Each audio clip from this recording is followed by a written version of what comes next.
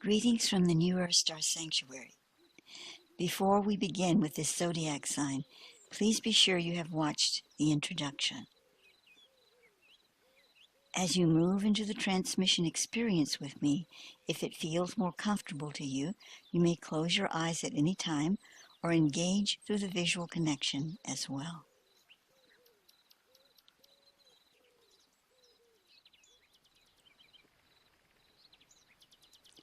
The most commonly used Lemurian and Atlantean archetypal image for Gemini was a woman gazing into a pool of water.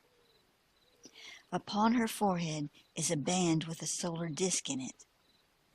Looking back at her from inside the pool as an opposite reflection was a male youth with a band bearing the lunar emblem upon his forehead. As their eyes met, the woman receives the solar emanations from her masculine counterpart, and he receives lunar emanations from her. Through the divine light image which is hosted by Gemini for this planet, the seraphim extend their glory upon the raiment of the earth, their rays of spiritual similitude flooding this planet when our sun is in Gemini. The mystic marriage of complements is signified by this sign and is strengthened by its influence upon the earth. The ancients often performed the rite of marriage and other forms of union during this period. A mantra which was chanted within the reign of Gemini during the Epic of Lemuria is as follows. Arumakai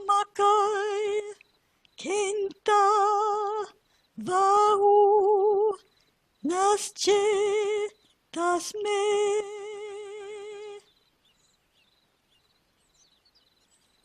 Aku Re Manka Nos Yone Avecheming Reya Talak Mon Meru Akbar Naur Asche Ve Hakka Ta Nak Che.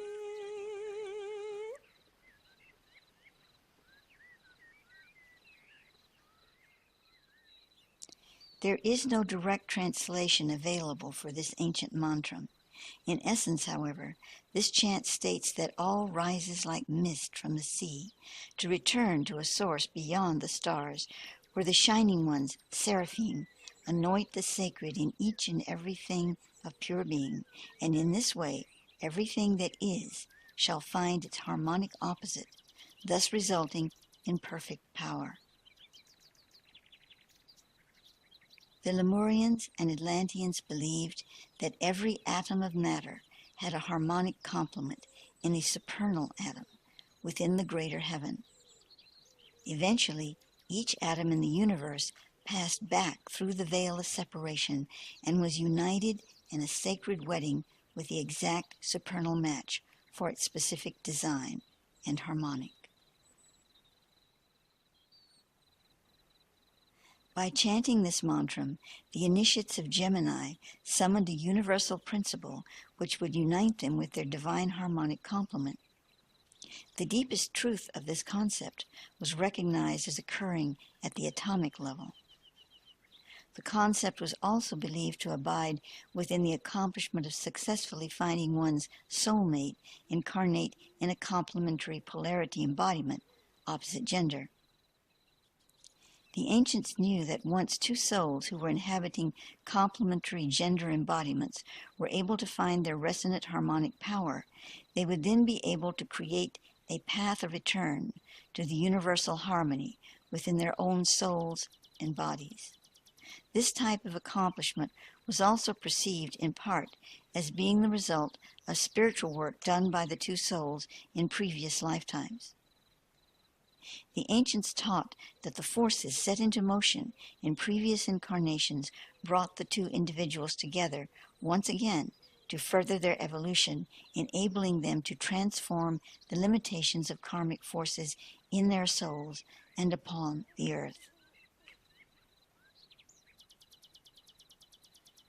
I would like to add at this point, now in 2016,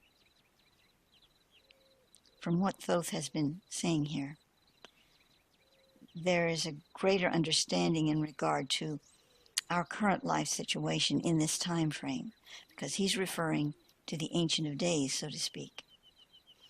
And that is that in those days there was only attraction between opposite genders. Now, of course, that's not necessarily the case. There are a lot of people who don't find comfort in that equation and seek same-sex love in that dimension. The reason that it has shifted is because we are gathering new codes, new light experiences to understand. It's a learning path of understanding the true meaning of bringing together souls in a sacred union of that way. And so there are divergent ways of looking at it and experiencing it, because souls are creatures of experience. And so that's what we are experiencing now. It's not a make wrong or a make right. It's simply a fact. In those days, we were newer on this planet. We were in another vibrational plane, and we had not started experiencing different factions of that. We were in one experience, and we were focusing on that, and that was the one where the energies were uniting in specific complementary forms.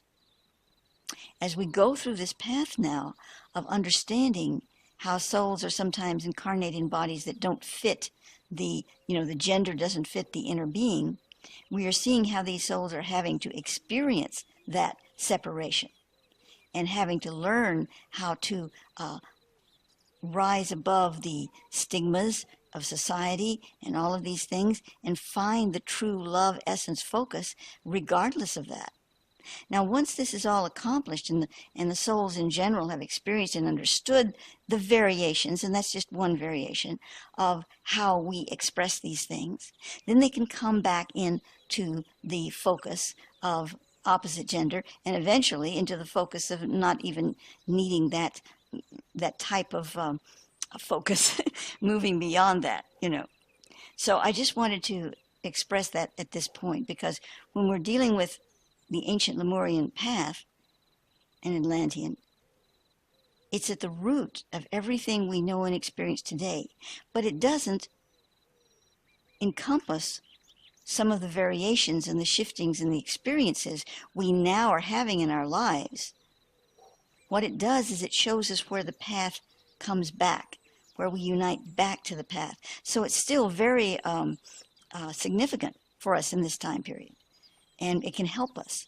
But we just need to realize that we are now seeking other dimensions of experience to understand where we left that path and where we will return to it and how we will do so.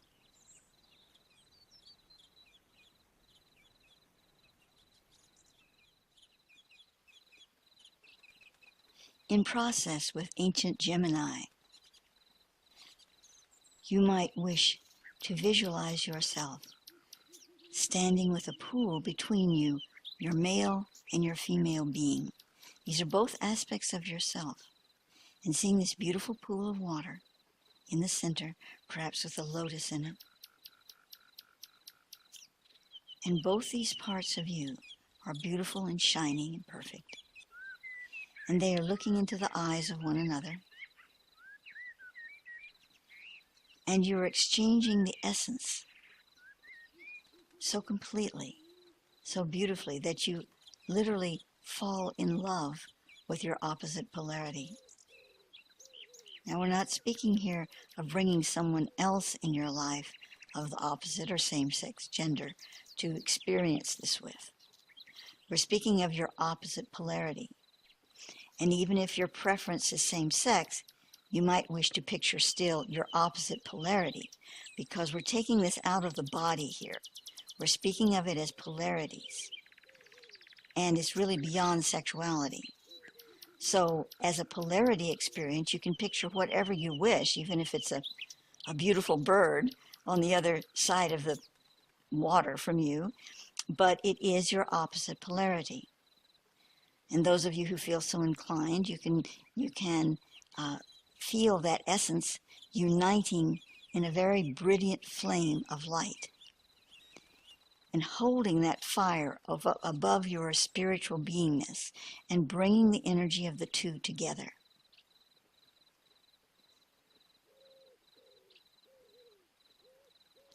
Know that you must accomplish this in your own beingness before you can seek a partner, no matter the sex or the spiritual determination of that partner, no matter if there's some kind of a, higher master being even. They cannot bring you to them unless you are ready for that experience. And you cannot be ready for it unless you are fully open to experiencing your own opposite polarity in whatever form you may wish to perceive it.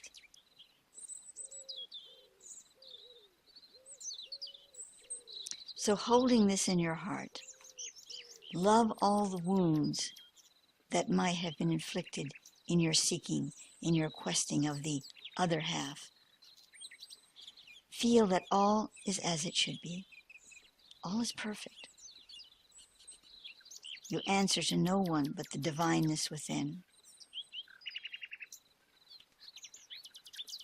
Cease seeking another and focus on your own inner. For in the inner, the other is manifest as simply a part of yourself. It is only then that we can draw to us the divine complement, no matter what physical gender that may take, into our life experience.